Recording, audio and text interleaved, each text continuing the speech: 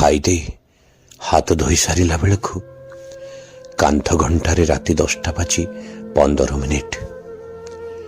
ତୁ କହୁ, ବାପାରେ ତୋ ଦେହ ପରା ଦୁର୍ବଳ, ଯା ଏଥର ଭଲ କରି ଘୋଡ଼ି ଘାଡ଼ି ହୋଇ ଶୋଇପଡ଼ିବୁ, ଶୀତ ରାତି ଡେରି ହେଲାଣି ଖୁବ୍।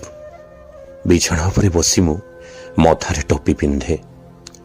ଫୋନରେ ବର୍ତ୍ତମାନର ତାପମାତ୍ରା ଉପରେ ଆଖି ବୁଲେଇ ଆଣିଲେ ସର୍ବାଙ୍ଗରେ ଖେଳିଯାଏ ଶିହରଣ। 9 ଡିଗ୍ରୀ ସେଲସିୟସ୍। ଚଟାପଟ କମ୍ବଳ ଘୋଡ଼ି ନେବା ବେଳେ ଚମକି ଉଠେ ମୁଁ। ରୋଷେଇ ଘରୁ ହାତ ପୋଛି ଶୋଇବାକୁ ଆସିବା ବେଳେ ଏଠି ଥଣ୍ଡାଟାରେ ବୋଉର ପାଣିଖିଆ ହାତ ଏକଦମ ପାଣି ସରସର ଥିଲା।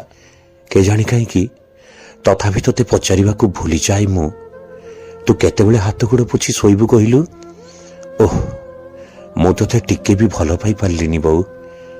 ରାତିର ପ୍ରାର୍ଥନାରେ କେତେଥର ପ୍ରଭୁଙ୍କୁ କହେ, ସକାଳକୁ ତୋ ହାତ ବଦଳରେ ମୋ ହାତ ପାଣି ଖାଇଯାଉ। ଅଥଚ ତୁ ମୋ ପ୍ରାର୍ଥନା ବିଷୟରେ ଜାଣିନେଉ କି କ'ଣ? ମୋ ଉଠିବାର ବେଶ ଆଗରୁ ବ୍ରହ୍ମ ମୁହୂର୍ତ୍ତଟାରେ ମଙ୍ଗଳ ଦୀପ ଜାଳି ଦେଇ ମୋ ପାଇଁ କେତେ କ'ଣ ମାଗି ନେଉ ଯେ ସକାଳ ଆସିଲେ ହାତ ତୋର ଆହୁରି ଫାଟି ଆଁ ଦିଶେ। ଆଉ ତୋ ପାଦର କଥା ତ ନ କହିବା ଭଲ। ଆଖି ଛଳଛଳ କରି ପଚାରେ ତୋତେ ମୁଁ, ବୋଉ କେବେଠାରୁ ଶିଖିଲୁ ଏତେ ସବୁ ସହିଯିବା? ତ ଥର ଥର କମ୍ପିତ ହାତରେ ପଣତ କାନି ଧରି ତୁ ଲୁହ ପୋଛି ଦେଉ ମୋ ଆଖିରୁ। ନୀରବରେ ଟିକେ ହସି ଦେଇ ଆଉଁସି ପକାଉ ମଥା ମୋର।